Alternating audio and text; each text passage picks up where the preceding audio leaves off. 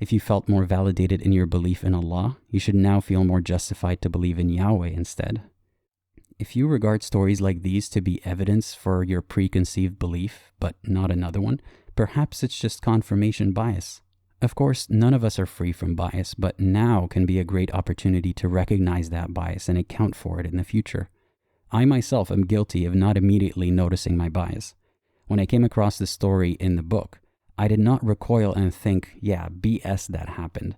I mean, I glossed over it, and I didn't think there was anything supernatural about it either. But had this been a story by a Muslim author, I know for a fact that I would reflexively be suspicious that these coincidences happened at all. And I am jaded, and I have plenty of justification for that heightened skepticism.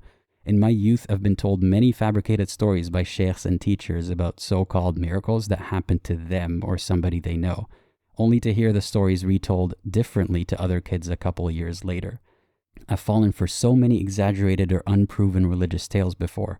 But I didn't treat Victor's story with the same degree of suspicion.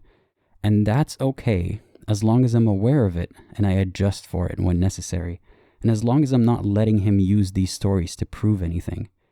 I should indeed doubt whether this actually happened to Victor, but I was less concerned about the truth of his coincidences because he doesn't use them to make any religious claims. He doesn't use them as some sort of proof or evidence that Yahweh is out there, like many preachers would do.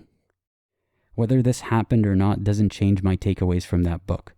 But the funny thing is, because I did my due diligence now, I found out that he may have intentionally or unintentionally exaggerated how much time he spent at one of the camps, so make of that what you will.